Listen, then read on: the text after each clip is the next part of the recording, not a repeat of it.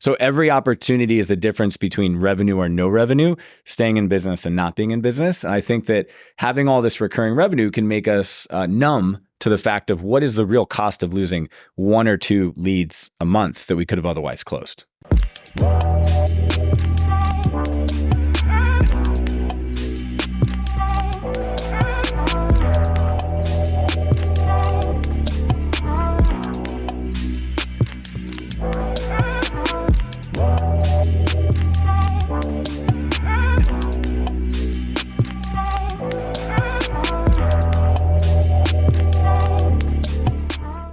Welcome to another episode of the Profitable Property Management Podcast. It has been a minute.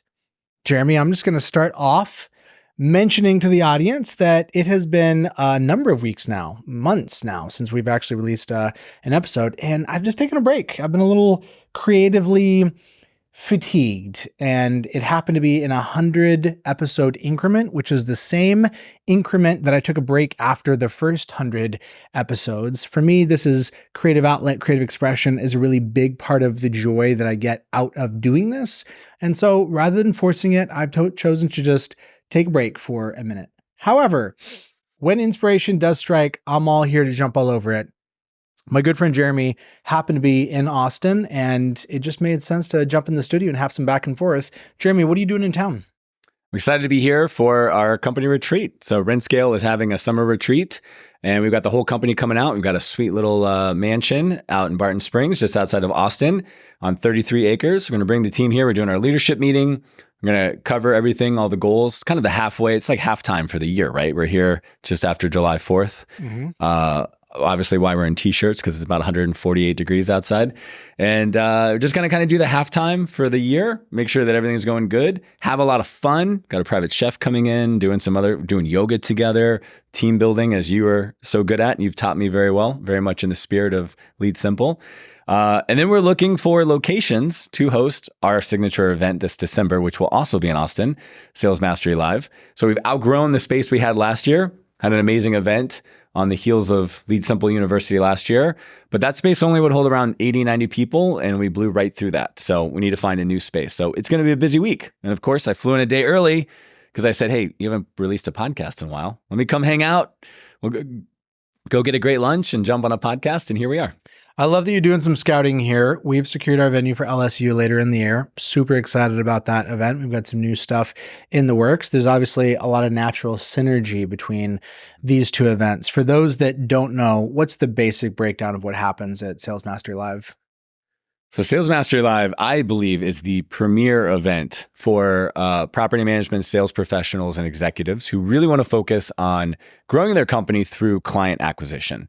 So this was very much born out of a collaboration between Jordan and I. The very first Sales Mastery was an event where you basically said, hey, I've got a ton of people coming to Salt Lake City in 6 weeks. If I can fill a room, can you come up with great content about property management, sales, objection handling, teaching people how to grow their business? And I said, sure, because I don't think you can fill a room that time. And you definitely did.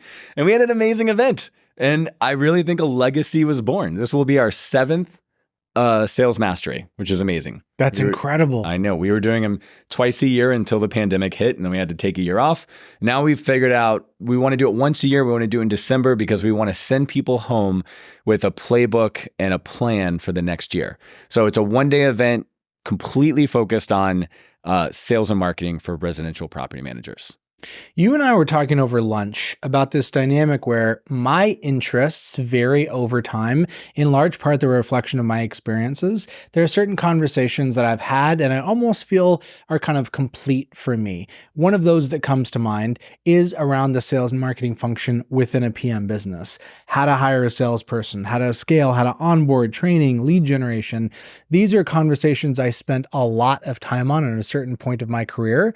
And over time, my attention has shifted and I've spent less time talking and thinking about that. But my reflection is it's no less relevant. And I would be completely remiss to assume that those things have been fully dialed and buttoned up and figured out by everybody that's listening to this.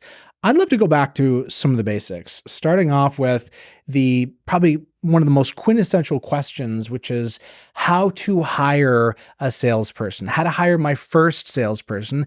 The prerequisite to that is figuring out, is this a good idea?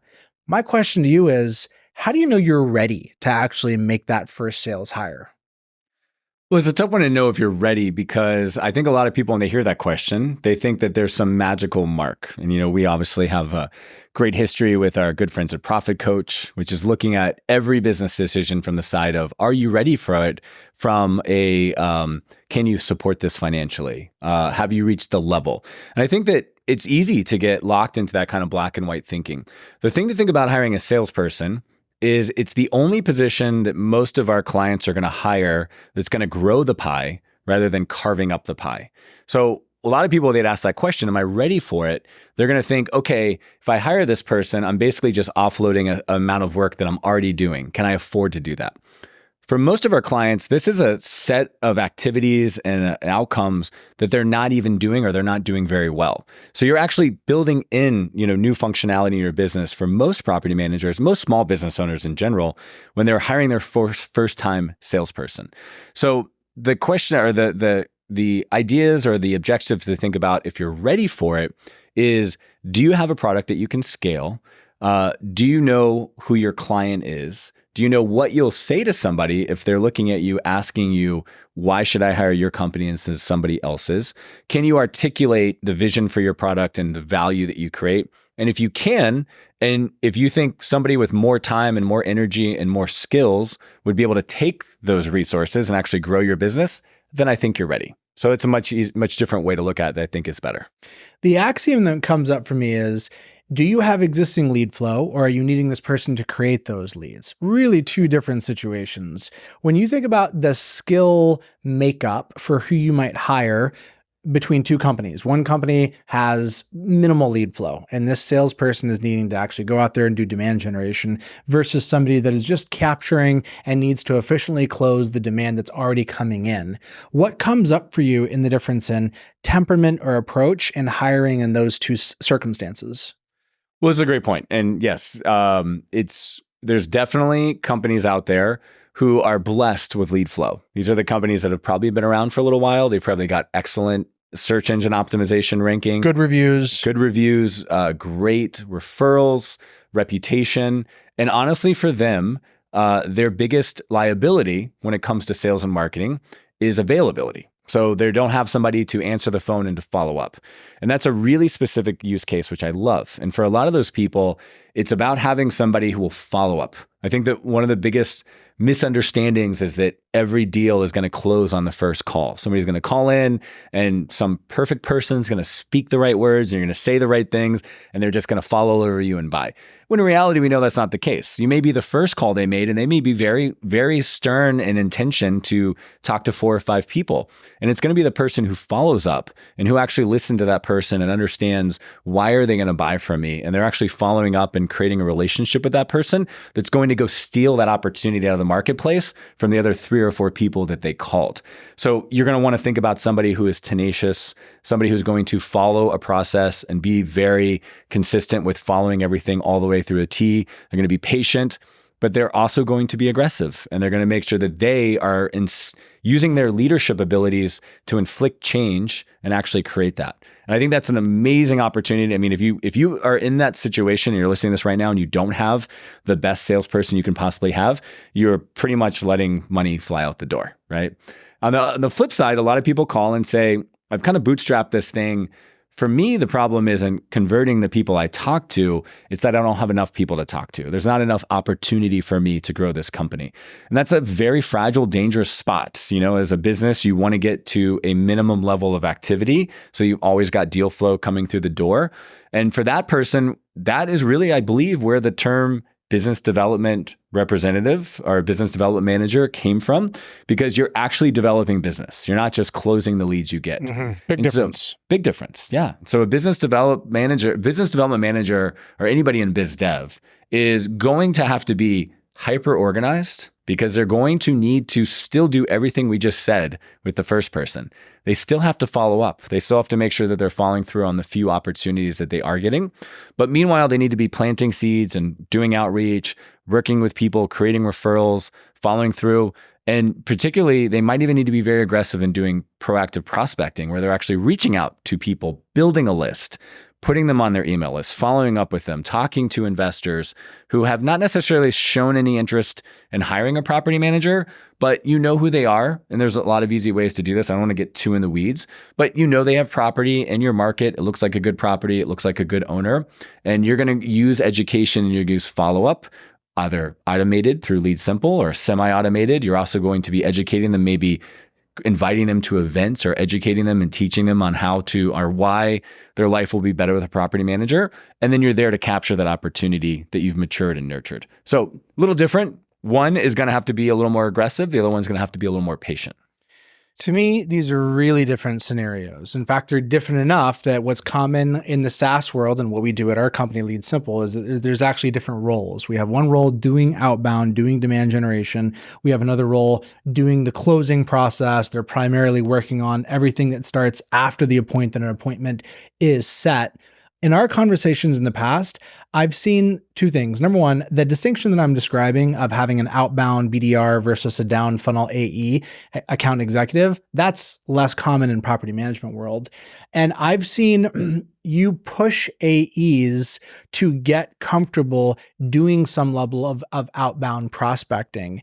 What are your thoughts on that, the aggressiveness that you're describing? How intrinsic is that to the role? Like, how aggressive does somebody need to be? How hungry and how willing do they need to be to go out and find and generate the business, even if there is some level of the demand already coming in? So I think the specialization of the sales role is something that, is very new in the terms of business. I mean, when I say very new, we're still talking 15 years old, where you're basically saying, okay, we're not just going to have a salesperson. We're going to have somebody who is, creating the opportunity. We're going to have somebody else converting the opportunity. And we do have some clients in the industry that do that. That comes with some expense and it comes with a lot of systemization. You got to be really dialed in and you probably have to have a really killer value proposition, because what you're taking out of the sale is the relationship aspect, not entirely, but you're really leaning on the value proposition. And I think that we all as small business owners romanticize the idea that our value proposition is so good that the person doing the selling isn't really even a material person. And I can just put in anybody, and if they follow this system, it's going to work. And I think we can get close to that. But the reason why I see so many people not break those apart is because hiring a property manager is a high stake sales decision that I think a lot of our clients forget about. So for you as the property manager, this is one of 100 or 500 doors I'm managing. If something goes wrong, it's not a big deal. The worst that's going to happen is they're going to leave. For a lot of our prospects and our clients, this is a very high stakes decision. This may be the most expensive asset that they own. It may be the only property, it may be one of 3, or maybe it's one of 100, but they just had a terrible experience with somebody else in Atlanta, and now their trust is damaged. So for them, it's a very high stakes decision. And because of that, we find that if we can find somebody who can be tenacious and be long-term enough to create a relationship with that person, educate them and why they should be working with them, and actually be that single person to take them over the hump, it's just a competitive advantage that's hard to replicate when you specialize the sales force and do an AE versus, a closer type role. So that's why we like it. But like I said, it doesn't mean it's the only way to do it. But I find that the relationship building is the secret sauce for so many of our business development managers who go out there and just create amazing markets in their community. You mentioned availability in the context of folks that already have lead flow.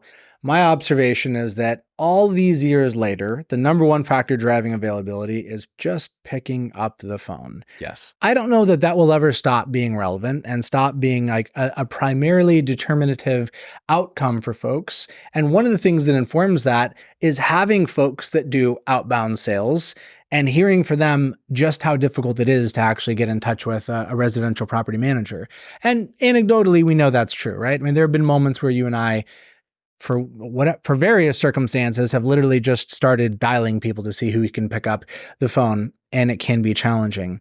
How would you frame the ongoing relevance of the most fundamental level of availability, which is just making sure that you answer calls? Well, answering calls is one. I think there's other things as well.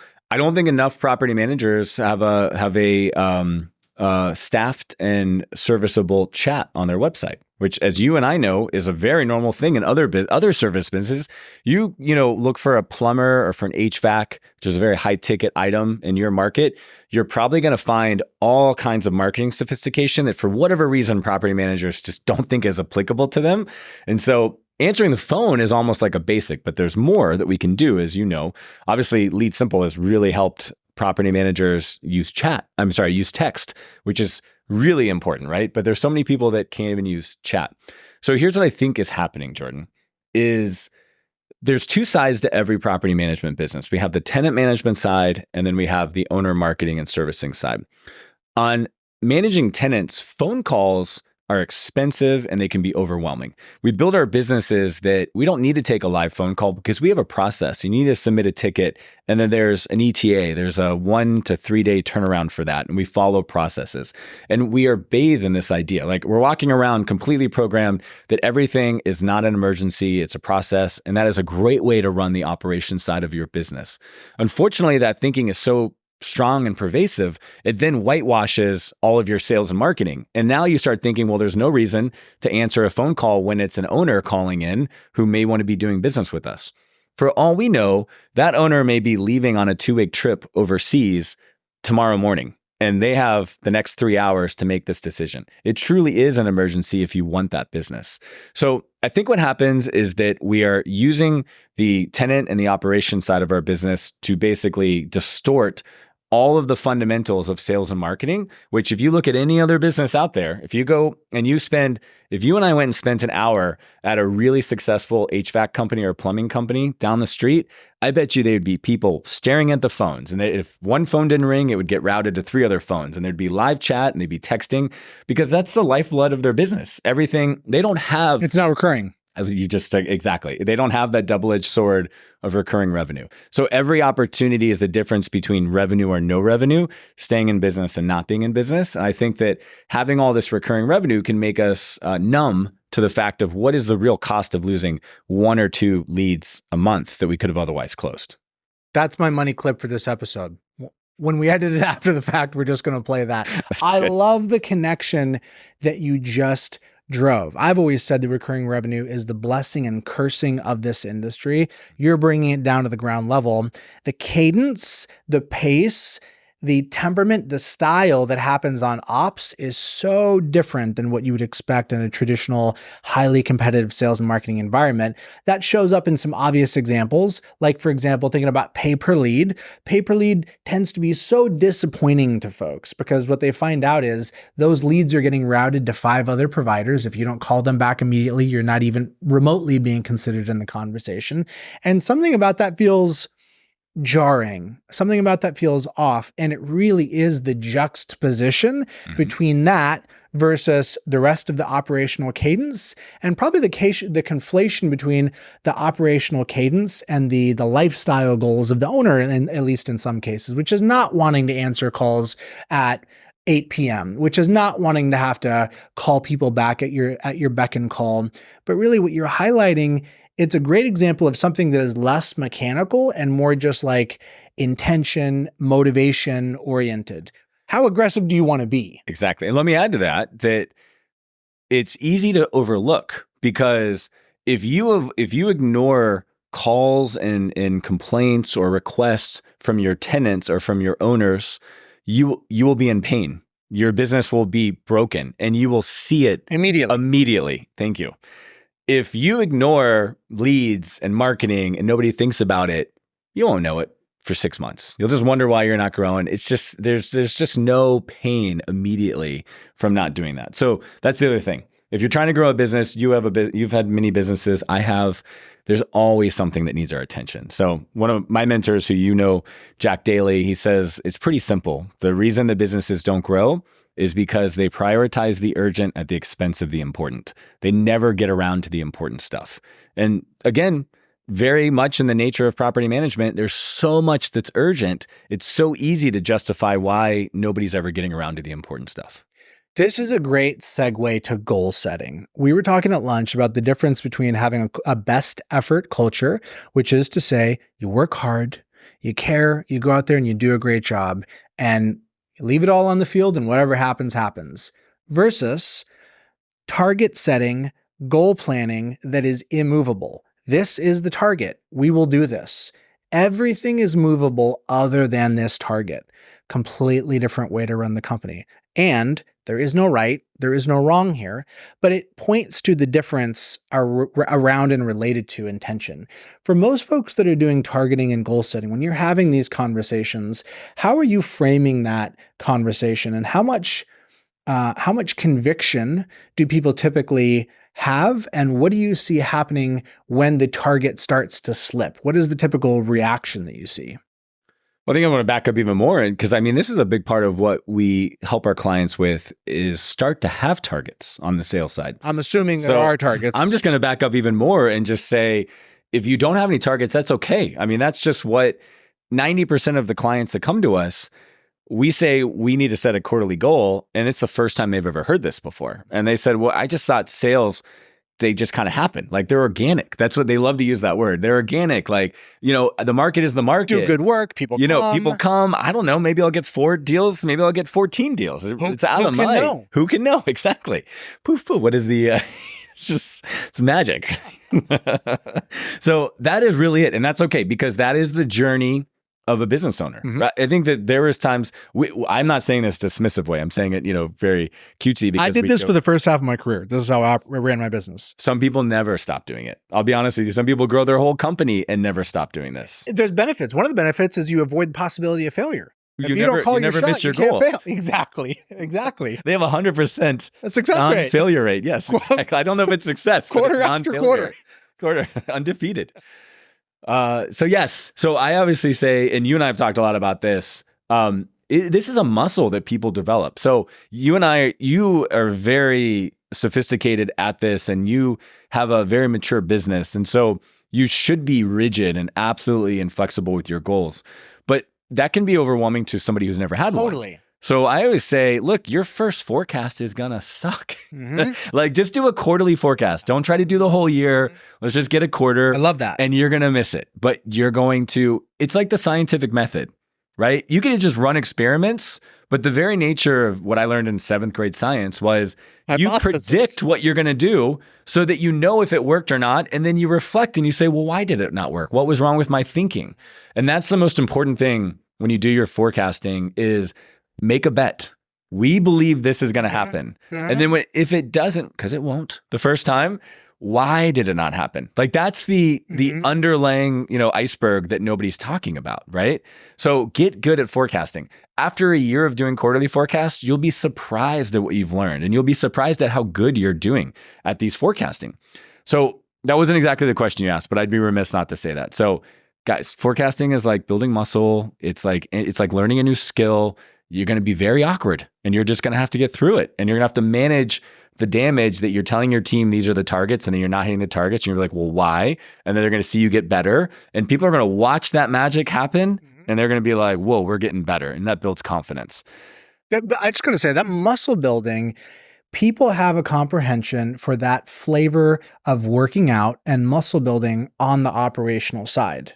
Yes. If you're listening to this, I know that you don't think it would be acceptable to have your vacancy rates swinging by 10 points every other quarter. That would be crazy. Like, what the heck is going on in my business right now? Yes. So people have a conception for what predictability looks like. It just happens to be that the underlying constituent elements in blocking and tackling on the sales marketing side is just unfamiliar. You're absolutely right. I mean, if you and I had the fortune of being invited to any really sophisticated, mature business that we might own stock in, and we sat with them, there would be no tolerance for this, like whatever happens. Variance is allowed. Exactly. And sales and marketing, just like they would with everything, right? This is why earnings go down, right? Well, this is why stock prices go down when there's a deviation from earnings, whether it's up or down. The number one success factor of a CEO in a public company is the ability to predict the next quarter and the next year. Right. But meanwhile, in us small businesses, again, myself included, we don't really tell our employees they might get paid every Friday. Maybe sometimes it's on Saturday because it just won't, we'll just be a little busy. Like that same reliability, we should be striving to hit our sales and marketing numbers. And then that was the real question you asked, which is what we talked about when you reach that point, how you manage to that number. Yes, it is. And when I think about the psychology and empathizing with that stage of business or with that way to run a business stylistically, which I chose for a long period of time, you come out swinging, you do your best job, and you let things land where they are. The upside is there's no possibility of failure. There's less attachment to specific results, so you're not disappointed when they don't happen. The downside is that there's a lot of hedging that goes on that prevents you from asking yourself, how far can we take this thing? Mm-hmm. How far can we push it? How good can we get? And I got to say, there is some intrinsic reward in that. There are commercial outcomes associated with that. There are commercial benefits. It's the thing to do if you want to scale something big. Not everybody wants to scale something big, but I'll say for me, part of what a lot of what I've gotten out of business is self-expression of asking, how can I improve? And the way to improve and the way that to get better, the way to get feedback is to call your shot, to communicate your intention to people, and then to start collecting feedback. Guys, this is what I'm up to. This is what we're going to do. And then let the feedback roll in. There is nothing that will grow you like that, which is just another way of saying putting yourself at risk. Yes, totally. Totally. And that was a great point because, you were kind of angling at how the number is immovable, right? And that like we set the goal is the goal. What you and I know that it's worth saying is, we're not tyrants. You and I don't just go sit in an ivory tower and come back and be like, the number is 650,000.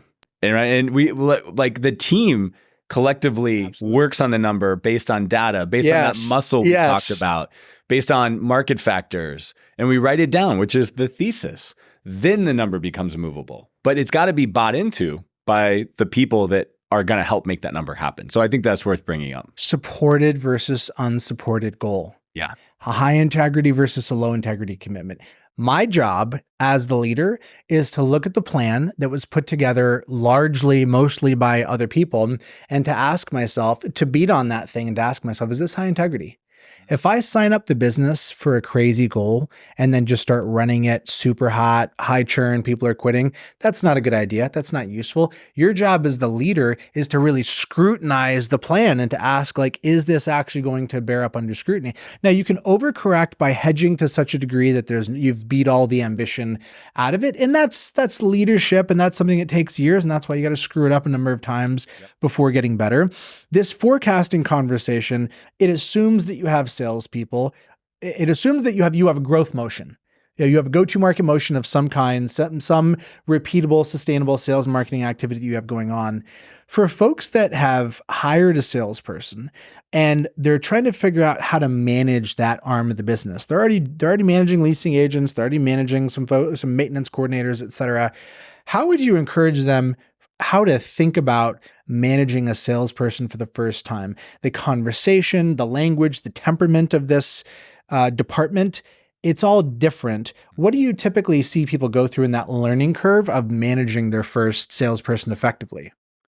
Well, managing a salesperson and a sales team is uniquely different than managing other employees, only around the idea that a lot of people just need to be reactive and get something done.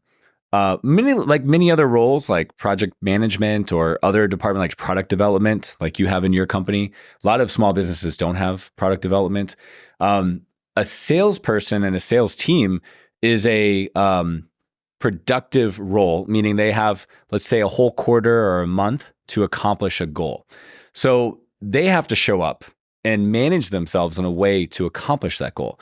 Whereas so many of our employees, they just have to follow a procedure. If this happens, you do this, right? So if we're looking at a salesperson and we're asking them to accomplish a goal, then they have to manage themselves both on a minute by minute basis, a day by day basis, but also a week by week basis and a month by month basis.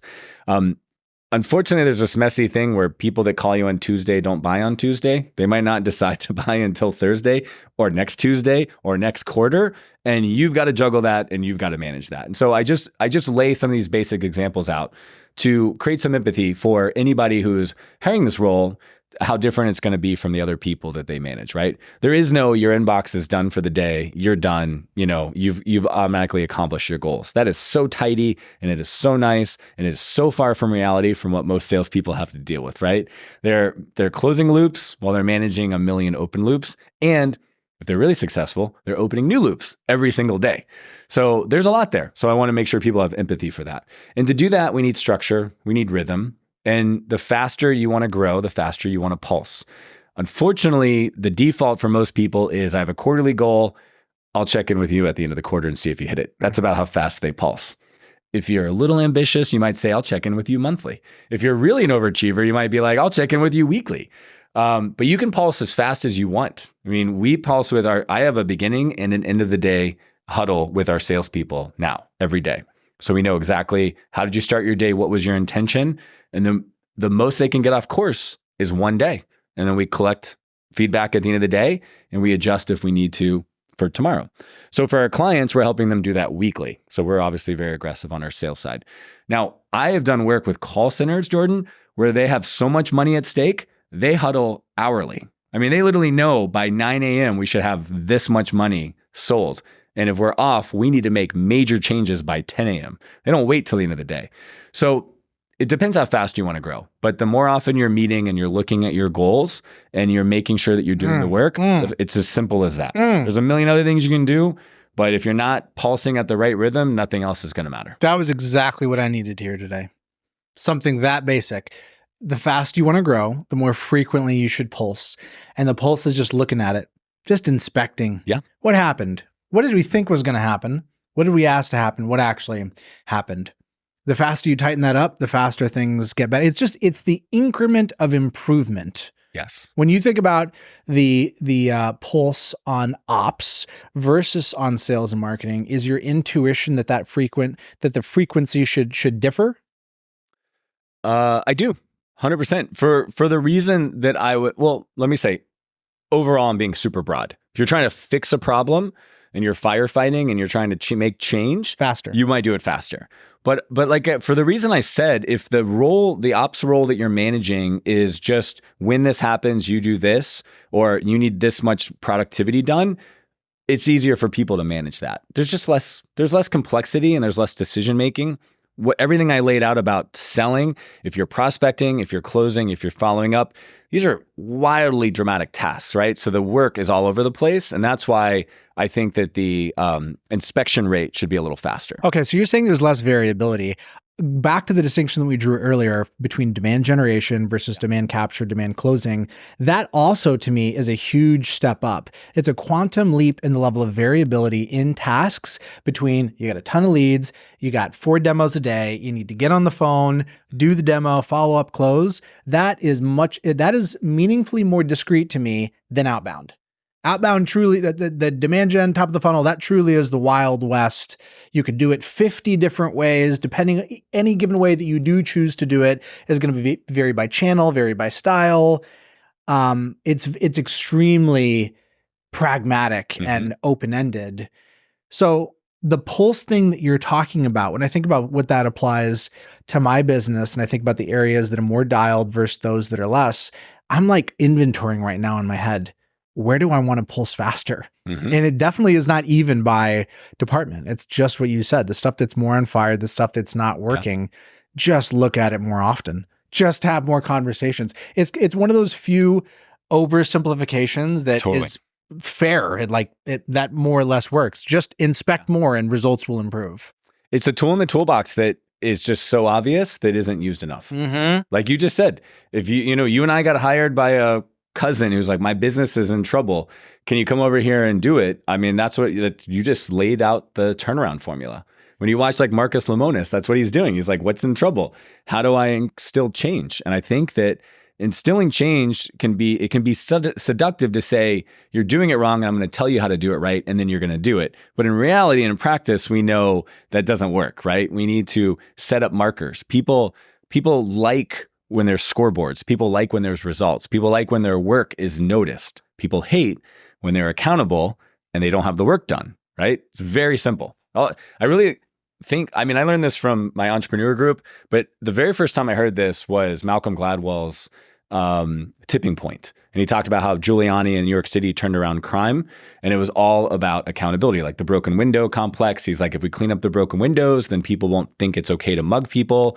If the every precinct has to show up to a Monday meeting and they have to give out their numbers in front of their peers, people don't like to not win, like especially like police officers, right? And they would berate them if they weren't doing good, and they would encourage them to doing well. It was the first time I heard this, and all he did was accelerate the feedback loop at an organization level, and it slowly like created change. So you're getting into some of the guts of inspection. You just described an inspection loop, publicly in front of a bunch of other of your peers, et cetera.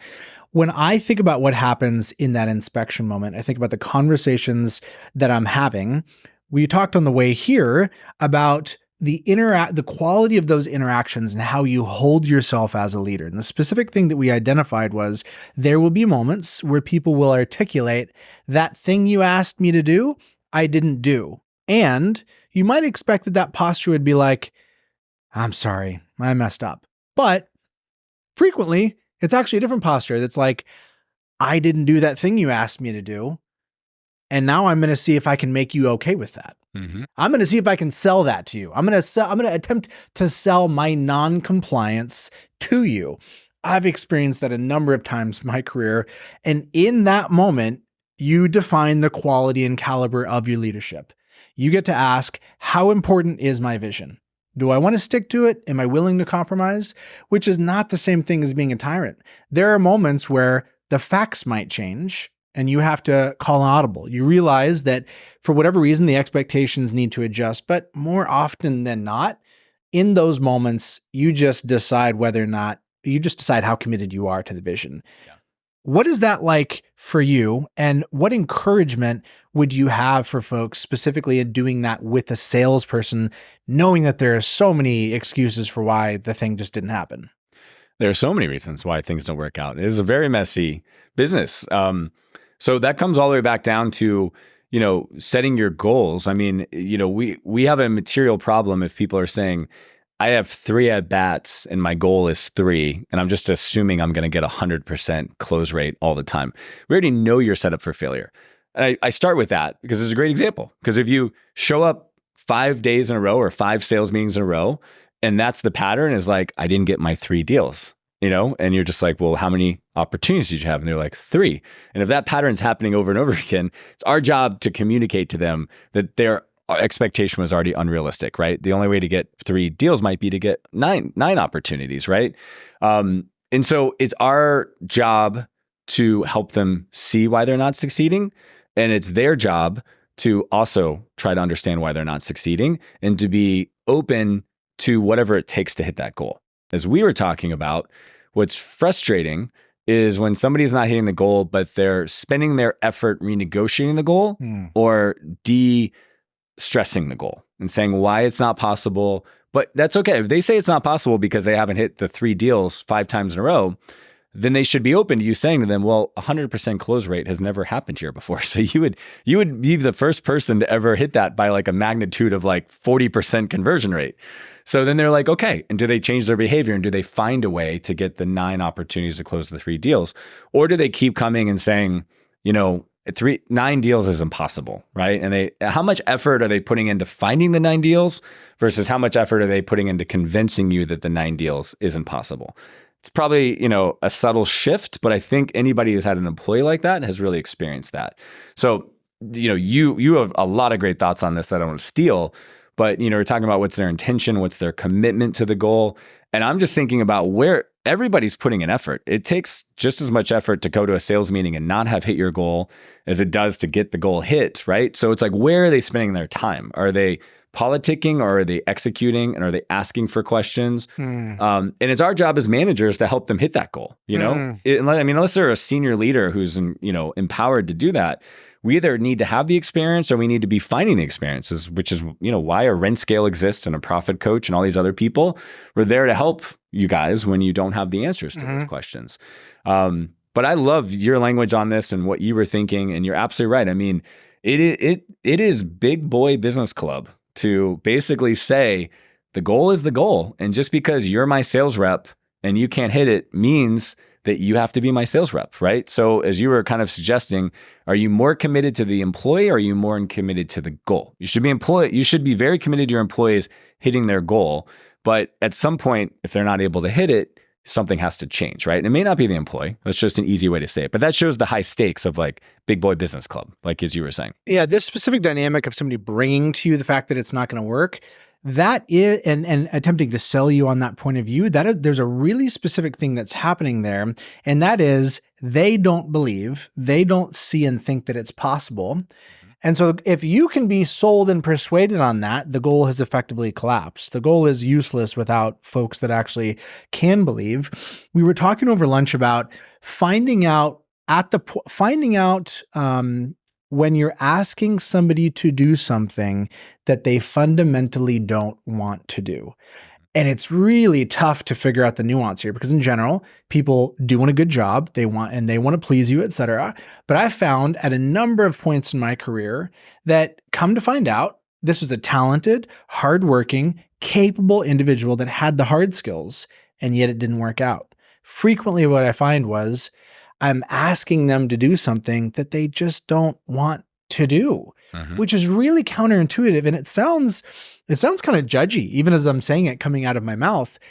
But when I think about like the litmus test for clarifying this, it's something like asking, if I put $1 million on the table, or if I put a gun to my own head, somebody else's, would the behavior change and would they be capable of hitting the result?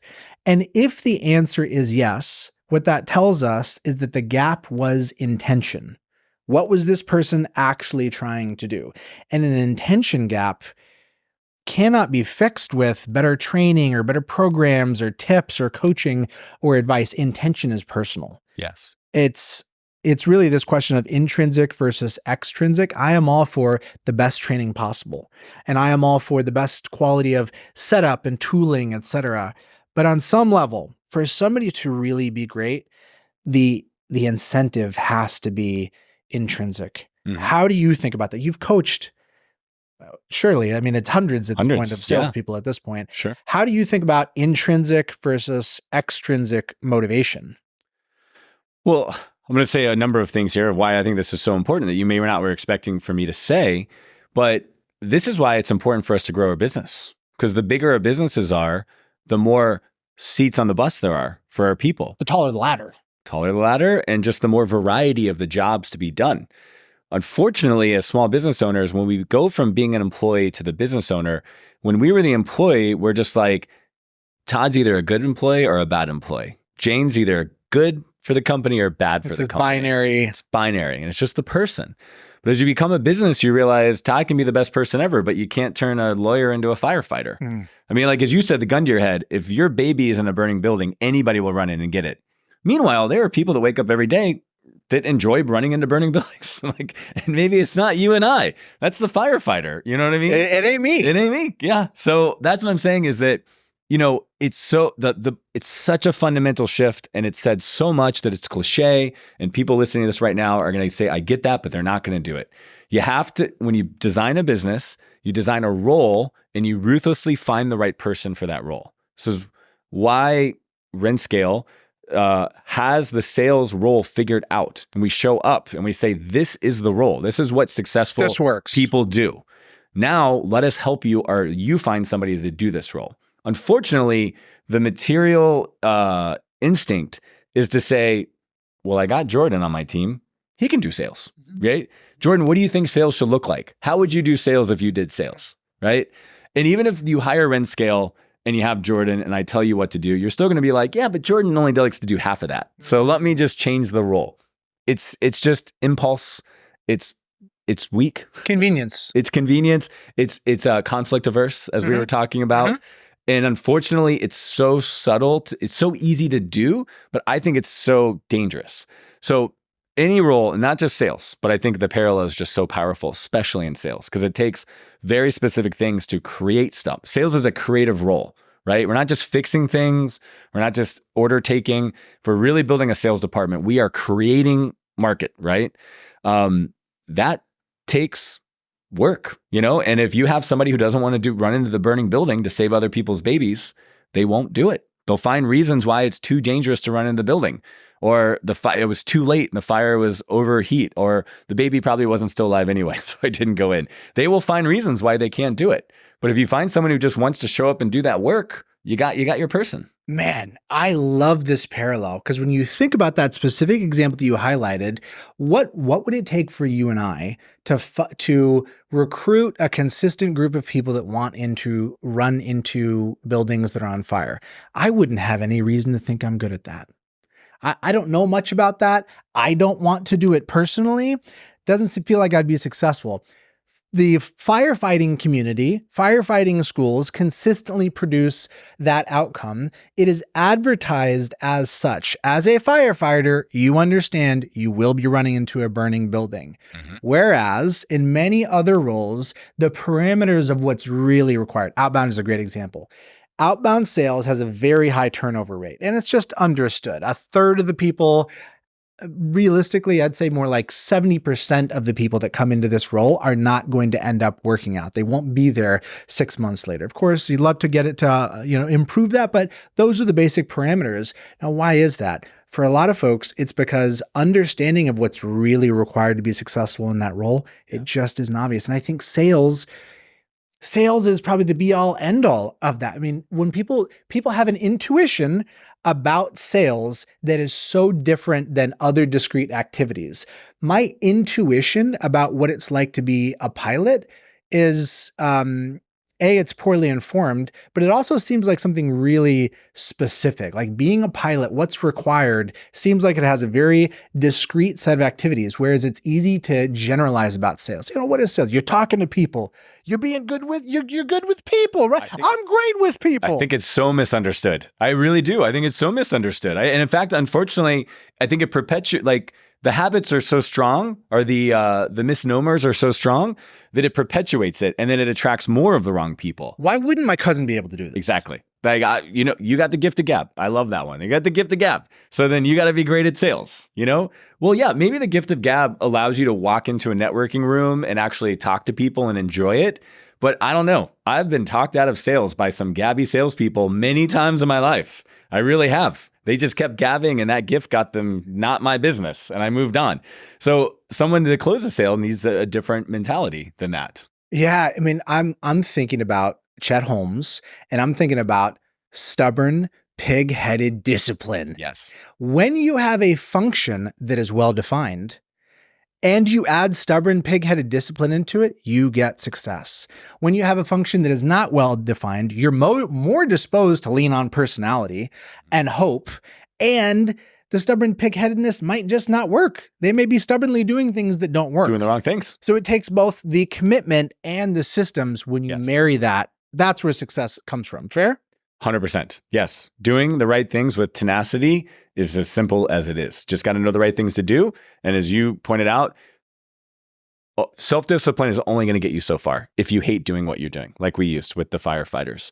But there are people, I've got sales reps on my team right now that their biggest complaint about cold calling is that the property managers won't answer the phone. They don't mind doing it. They don't try to talk me out of it. They just say, I wish I could talk to more of these guys. I know, literally, it's coming from a place of I know we can help them. I know that if they would hear us out, they would probably want to do this. And it's this legitimate, I just wish I could talk to more people all day.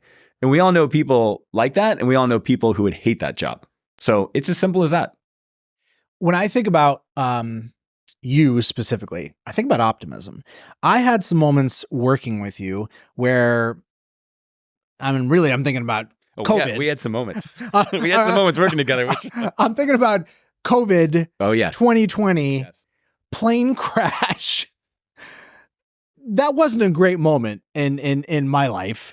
It turned into a great moment watching the belief and the poise that you held in that moment when we were able to go through it. And really, it was just a made up belief system that said, this is going to be okay. We're going to figure this out. That ended up pulling us through it. Now, COVID 2020, that's probably the mother of all dark moments, generally speaking.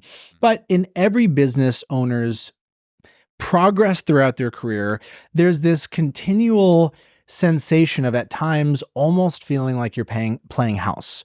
Certainly early on, you make up this business. I have a new business. Well, there's no employees. You just printed those business cards. Like, this kind of isn't real. You're just making this up. You get a couple of customers, you get a couple of dollars. It feels a little more real, but then it happens again because you get to this point and then all of a sudden you're going to get up here and you start dreaming and acting, but you're not there. You're pretending, you're playing.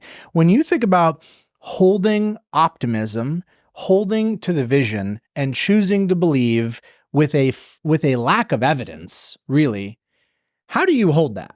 How are you able to maintain that posture even when there's like very little to substantiate it? It's a big question. I mean, I think, the answer now is easier because at 44, having lived through the dot-com bomb and then 9/11, and then you said COVID was the mother. I don't know. The financial crisis was, I remember going from like having so much work to deal with to like nobody would return my phone call like for like a month, like literally no one, like the world just shut down for a month. It was like financial COVID is what the great recession was. So now it's, I do have the evidence. I will say that. Like I have evidence that I've never had before because, that specific example was during COVID. I remember I was operating from a very, very sound, self-assured sense of logic that like COVID isn't going to stop housing from being a thing and people are still going to need to live somewhere. Right. And by the way, I remember, and it was way bigger. I mean, that was the one thing I was wrong about. I remember telling you, I'm like, look, I've lived through monkeypox and SARS, and I'm like, maybe this won't be that big. But once I realized how big it was, I'm like, okay, well, it won't last forever. And I remember that some of us sat around and drank all day during the financial crisis, and other people went out and started businesses. And those businesses got really big when the market came back. And I remember just thinking, okay, I've seen this before. Like I can either lean into it and then what's the downside of being an optimist? Like what's the downside of investing in my business and believing it's going to work versus just sitting around all day and drinking mango daiquiris, which I could have easily done because it was mango season and I wanted to do that. And there was a little bit of that. But what's the downside of that? It's a lot worse than the downside of going out and trying to make it work. Mm-hmm. So I would say, because I do agree with what you're asking, but I wanted to give a little pivot there and say, as I think Alex Hormozy has that great comment, that great saying that's saying, confidence and self-motivation is not make-believe, it's stacking wins. It's evidence. Like just keep winning, just keep building the evidence and you'll get more confident. So I think a lot of people listening to this, they've got more wins than they realize they do. And so you get to choose the evidence that you make your hypothesis on, like we talked about. You get to choose which evidence you're using. Yes. And what I wanted to use was I saw people get really rich in really bad times. And I saw things that people thought would last years be blips on the radar. And I also thought, I'm in an industry that I just don't see going away. No matter, I did think about it. Housing. Everyone's like, stay at home. The whole news is like, stay at home. And yes, I get it. There was an argument that there was moratoriums and, if people can't work, they can't pay rent. I get that. But anyway, I was working from sound logic in my mind. But everything I've done that I've never done before, I have to come up with a new sense of optimism and a new sense of confidence, right? So this is counterintuitive. The average person says, you can't start a law firm. You've never practiced law. But I mean, who's going to start a law firm? You know what I mean? Like, are only people going to do it after they've practiced law for 20 years? I mean, 20-year-olds start law firms all the time. If you've never been to Mars before, like, how are we going to get to Mars? Somebody has to say, I believe this can happen. And you have to lean into that future. So, there was a point where I never had $1 million business, but I believed it. And I didn't let people sit around and be like, you've never run $1 million business before. Therefore, you can't run $1 million business.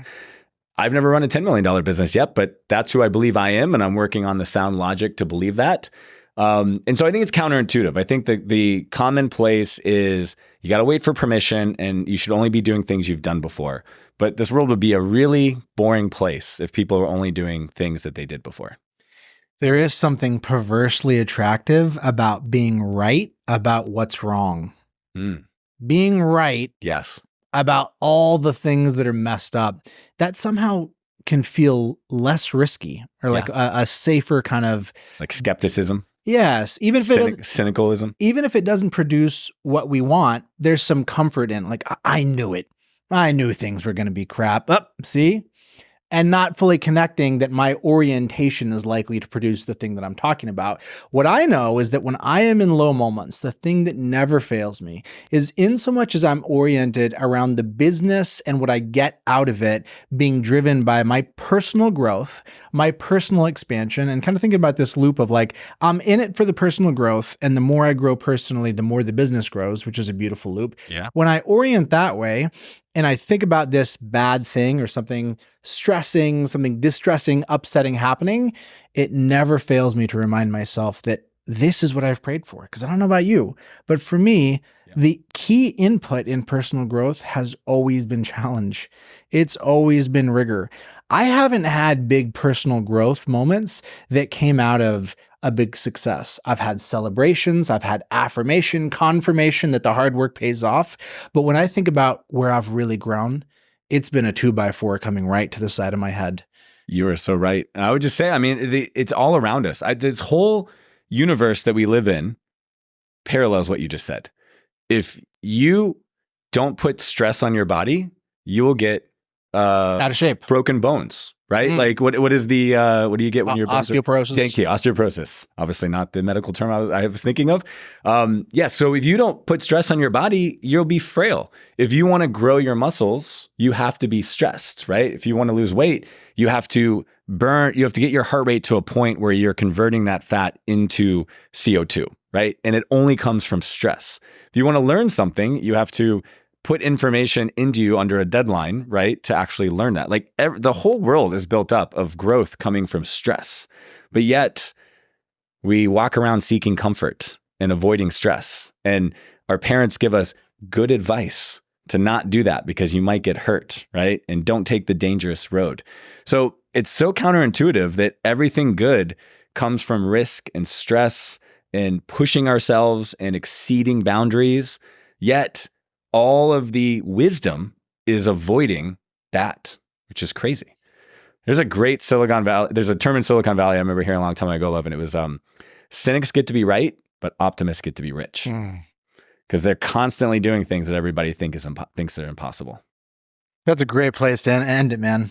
Think it is. I love jamming with you. I'm excited to hear where you land on a venue for Sales Mastery Live in December. And I'm excited to see you in Austin in December for LeadSimple University and Sales Mastery Live. I'll be there. Until next time. Hopefully I see you before then. All right. Until next time, brother. See ya. That's it for this episode. Hope you enjoyed it. You can check out other episodes along the way. If you're watching this on YouTube, appreciate a subscribe. Any comments, I'm always here to engage. If you're listening on an audio platform, would really appreciate a review. It's a great way to help other people find out about the show.